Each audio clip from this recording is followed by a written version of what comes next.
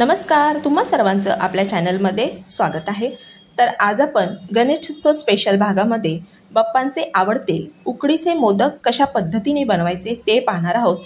तर आज मी तुम्हाला 51 मोदकांचा नैवेद्य अगदी अचूक प्रमाणासह कशा पद्धतीने बनवायचं ते दाखवणार आहे। तर अगदी मऊ लुसलुशीत असे हे आपले मोदक तयार होतात। तर कुठल्या पद्धतीचा इथे आपल्याला तांदूळ वापरायचा आहे ही सर्व माहिती मी तुम्हाला या व्हिडिओमध्ये देणार आहे। तर व्हिडिओ शेवटपर्यंत नक्की पहा। चला तर मग वेळ न घालवता आपण व्हिडिओला सुरुवात करूयात। तर सर्वप्रथम मी इथे कढई ठेवलेली आहे आणि त्यामध्ये साधारण 2 चमचे मी साजूक तूप टाकलेलं आहे। तूप आपलं गरम झाल्यानंतर आपल्याला यामध्ये इथे मी ओला नारळ असा बारीक किसून घेतलेला आहे। तर हा नारळाचा चव साधारण 2 वाटी मी घेतलेला आहे। नारळाचं जे वरचं साल आहे ते काढून मी नंतर हा किसून घेतलेला आहे। तर हा आपल्याला अगदी मध्यम आचेवरती साधारण 3 ते 4 मिनिटे छान हा परतून घ्यायचा आहे, जेणेकरून यातला सर्व ओलावा निघून जाईल आणि आपलं जे सारण आहे ते जास्त ओलसर होणार नाही, अगदी मोकळं असं आपलं सारण तयार होणार आहे। तर तुम्ही पाहू शकता हे जे नारळ आहे ते मी व्यवस्थित असं परतून घेतलेलं आहे। नंतर मी यामध्ये साधारण 1 वाटी गूळ असा बारीक याचे तुकडे करून घेतलेले आहे। तुम्ही गूळ किसून देखील घेऊ शकता। तर 2 वाटी नारळासाठी मी इथे साधारण 1 वाटी असा गूळ घेतलेला आहे। जर तुम्हाला जास्त गोड आवडत असेल तर गुळाचं प्रमाण तुम्ही थोडंसं यामध्ये वाढवू शकता। तर हे गूळ देखील आपल्याला या नारळामध्ये व्यवस्थित असं मिक्स करून घ्यायचं आहे। तर गॅसची फ्लेम आपल्याला अगदी मध्यम ठेवायची आहे आणि व्यवस्थित आपल्याला हे जे सारण आहे ते असं एकजीव करून घ्यायचं आहे। तर इथे आपलं हे सारण तुम्ही पाहू शकता अगदी छान असं मोकळं सुटसुटीत तयार झालेलं आहे। साधारण 2 ते 3 मिनिटे लागलेली आहेत हे व्यवस्थित सारण परतून घेण्यासाठी। नंतर मी यामध्ये 1 चमचा वेलची पूड टाकलेली आहे आणि ते देखील आपण व्यवस्थित मिक्स करून घेऊयात। आता आपण गॅस बंद करूयात आणि हे जे सारण आहे ते आपल्याला पूर्णपणे गार करून घ्यायचं आहे। हे सारण गार होते तोपर्यंत आपण उकड काढून घेणार आहोत। तर मी कढईमध्ये साधारण 2 वाटी आपल्याला यामध्ये पाणी घालायचं आहे। तर कुठल्याही वाटीचं प्रमाण तुम्ही इथे घरातल्या सेट करून घेऊ शकता। तर 2 वाटी पाणी मी टाकलेलं आहे आणि खोबरं देखील मी याच वाटीने मोजून घेतलं होतं आणि गूळ देखील। आता आपल्याला पाण्याला एक छान उकळी काढून घ्यायची आहे। नंतर मी यामध्ये चवीनुसार चिमूटभर असं मीठ टाकलेलं आहे आणि 2 चमचे मी यामध्ये तूप टाकलेलं आहे। तर तूप टाकल्यामुळे आपले जे मोदक आहेत ते अगदी छान असे मऊ लुसलुशीत तयार होतात। तर हे व्यवस्थित आपण एकदा ढवळून घेणार आहोत आणि पुन्हा एकदा एक छान उकळी काढून घेणार आहोत। तर पाणी छान आपलं उकळलेलं आहे। तर यामध्ये मी हे तांदळाचं पीठ त्याच वाटीने मोजून असं 2 वाटी घेतलेलं आहे आणि गॅसची फ्लेम आपल्याला पीठ टाकताना मीडियम ठेवायची आहे, नाहीतर पिठाच्या गुठळ्या होऊ शकतात। आणि थोडं थोडं आपल्याला हे जे पीठ आहे ते यामध्ये मिक्स करून घ्यायचं आहे। गॅसची फ्लेम जर तुम्ही जास्त वाढवली तर पिठाच्या गाठी होऊ शकतात, त्यामुळे अगदी आपल्याला मीडियम आचेवरतीच ही जी उकड आहे ती काढून घ्यायची आहे। तर सर्व पीठ मी इथे टाकलेलं आहे तुम्ही पाहू शकता आणि व्यवस्थित आपल्याला हे मिक्स करून घ्यायचं आहे। तर इथे मी हे जे आंबेमोहोर तांदूळ असतात त्याची पिठी तयार करून घेतलेली आहे। तर आंबेमोहोर तांदूळ स्वच्छ धुवून ते पंख्याच्या खाली 7 ते 8 तास वाळून घेतले होते आणि गिरणीतून अगदी बारीक असं मी हे तांदूळ वाटून आणलेलं आहे। तर उकडीचे मोदक करण्यासाठी अगदी बारीक असे तांदूळ वाटून आणा, म्हणजे उकडीचे मोदक अगदी छान असे तयार होतात। आंबेमोहोर तांदळाऐवजी तुम्ही कुठलाही सुवासिक तांदूळ इथे वापरू शकता। तर इथे 2 वाटी पाणी आणि 2 वाटी पीठ मी हे व्यवस्थित मिक्स करून घेतलेलं आहे। आपलं हे प्रमाण अगदी परफेक्ट झालेलं आहे। आता यावरती झाकण ठेवून अगदी लो फ्लेमवरती साधारण 1 ते 2 मिनिटे आपल्याला वाफ काढून घ्यायची आहे। तर ही वाफ आपण काढून घेतलेली आहे। आपली ही उकड तयार झालेली आहे। तर यातली अर्धी उकड मी एका ताटामध्ये ट्रान्सफर करणार आहे आणि ती आपल्याला ही जी उकड आहे ती व्यवस्थित मळून घ्यायची आहे।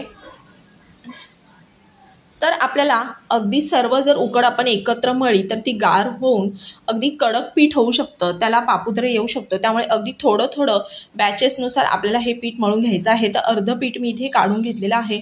पीठ अगदी गरम असतानाच एखादा पेला किंवा वाटी घेऊन आपल्याला अशा पद्धतीने हे जे पीठ आहे ते मळून घ्यायचं आहे.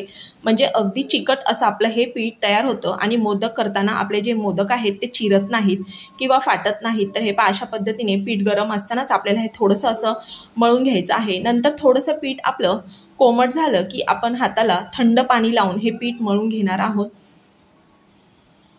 तर अगदी लवचिक असं आपल्याला हे उकडीचं पीठ आहे ते तयार करून घ्यायचं आहे, जेणेकरून आपले मोदक अतिशय छान असे तयार होतात. करताना अजिबात आपल्याला त्रास होत नाहीत, ते फाटत नाहीत किंवा तुटत देखील नाहीत.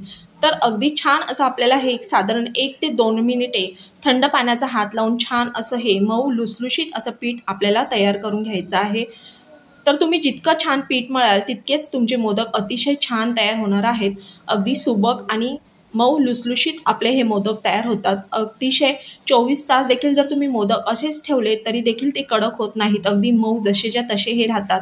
तर हे अशा पद्धतीने मस्त हे मी पीठ असं मळून घेतलेलं आहे. अर्ध पीठ मी त्याच कढईत झाकून ठेवलेलं आहे. तर पुन्हा एकदा आपण जर ते पीठ मळताना अगदी 1-2 वाफ त्या पिठाला देखील काढून आपण ते पीठ अशाच पद्धतीने मळून पुढचे मोदक तयार करणार आहोत. तर पीठ आपलं मळून घेतलेलं आहे. मी थोडंसं तुपाचा हात लावून अतिशय छान असे मोदक तुम्हाला करून दाखवणार आहे. तर हे पहा, जितके तुम्हाला मोदक लहान मोठे करायचे आहेत त्यानुसार तुम्हाला पीठ घ्यायचं आहे आणि हाताला थोडंसं तुपाचा हात लावून अशा पद्धतीने मोदकाची पारी तयार करून घ्यायची आहे. तर अतिशय जास्त जाड किंवा जास्त पातळ न करता मध्यम स्वरूपाची अशी ही उकड आहे त्याची पारी मी तयार करून घेतलेली आहे. ज्याप्रमाणे आपण पुरणाची पोळी करण्यासाठी पारी तयार करतो त्याच पद्धतीने ही पारी तयार केलेली आहे आणि हाताला थोडंसं तूप लावून विडत दाखवते त्याप्रमाणे आपल्याला या कळ्या तयार करून घ्यायच्या आहेत. जर तुम्ही पहिल्यांदाच मोदक बनवत असाल तर चमच्याच्या सहाय्याने कशा पद्धतीने अगदी सुबक आणि कळीदार मोदक तयार करायचा ते मी इथे दाखवणार आहे. तर यामध्ये भरपूर असं मी सारण भरलेलं आहे. नंतर या ज्या आपण कळ्या तयार केलेल्या आहेत त्या अशा पद्धतीने पुढे पुढे एकमेकांवरती सरकवत जायच्या आहेत आणि व्हिडिओत दाखवते त्याप्रमाणे सर्व या ज्या कळ्या आहेत त्या एकत्र करून वरच्या बाजूने मोदक हातावरती फिरवत फिरवत या निमुळत्या करून घ्यायच्या आहेत. तर हे पहा, अशा पद्धतीने आपल्याला हा मोदक तयार करून घ्यायचा आहे. तर या ज्या कळ्या आहेत त्या जर तुम्हाला व्यवस्थित अगदी वाटत नसतील तर इथे आपण चमच्याच्या सहाय्याने अतिशय छान असा मोदक तयार करणार आहोत. तर अशा पद्धतीने तुम्ही पाहू शकता मी मोदक तयार केलेला आहे. जे एक्स्ट्राचं पीठ आहे ते आपल्याला काढून टाकायचं आहे आणि अतिशय सुबक कळीदार असा आपला हा उकडीचा मोदक तयार झालेला आहे. तर आणखीन आपण याला कळ्या तयार करणार आहोत. तर त्यासाठी इथे मी 1 चमचा घेतलेला आहे आणि त्याला थोडंसं तूप लावलेलं आहे आणि ज्या ज्या ठिकाणी आपण कळ्या पाडल्या होत्या त्या ठिकाणी आपल्याला अशा पद्धतीने चमच्याने खून करून घ्यायचे आहे. हे पहा, अशा पद्धतीने. तर छान असा आपला हा कळीदार सुबक आपला उकडीचा मोदक तयार झालेला आहे. अगदी मऊ लुसलुशीत असे हे मोदक तयार होतात. तर अशाच पद्धतीने मी अजून एक मोदक तुम्हाला करून दाखवणार आहे. तर जितकी तुम्ही उकड छान मळाल, जितकी मऊ अशी उकड मळाल, तांदूळ तुमचे जितके असे छान दळले जातील अगदी बारीक, तर तितकेच आपले मोदक हे अगदी मऊ लुसलुशीत असे तयार होतात. तर उकडीचे मोदक करताना सर्वात महत्त्वाचं म्हणजे उकड आपली व्यवस्थित तयार झाली पाहिजे, तरच आपले हे जे मोदक आहेत ते मस्त असे तयार होतात. तर इथे मी इतके मोदक बनवून घेतलेले आहेत. आता आपण हे वाफून घेणार आहोत. तर त्यासाठी मी इथे पातेल्यामध्ये 2 ग्लास पाणी चांगलं उकळून घेतलेलं आहे आणि एक चाळणी ठेवून यामध्ये आपल्याला चाळणीला थोडंसं तूप लावून हे मोदक ठेवायचे आहेत आणि वरती झाकून साधारण 15 मिनिटे आपल्याला हे मोदक वाफून घ्यायचे आहेत. तर 15 मिनिटे झालेली आहेत. आता आपण मोदक पाहूयात. तर आपले मस्त असे हे तुम्ही पाहू शकता अगदी मऊ लुसलुशीत आपले हे उकडीचे मोदक तयार झालेले आहेत. तर हे थोडेसे आपल्याला गार करून नंतर चाळणीतून काढून घ्यायचे आहेत. तर इथे आपण 51 मोदक अगदी अचूक प्रमाणात कशा पद्धतीने बनवायचे ते पाहिलेले आहे. तर तुम्हाला आजची रेसिपी आवडली असेल तर व्हिडिओला लाईक करा, जास्तीत जास्त शेअर करा. तुम्ही माझ्या चॅनलवर नवीन असाल, अजून सबस्क्राईब केलं नसेल तर सबस्क्राईब करा आणि बाजूचे बेल बटन देखील प्रेस करा, म्हणजेच तुम्हाला माझ्या येणाऱ्या नवीन व्हिडिओजची नोटिफिकेशन मिळेल. चला तर मग पुन्हा भेटूयात अशाच एक नवीन रेसिपीसह. रेसिपी पूर्ण पाहिल्याबद्दल धन्यवाद.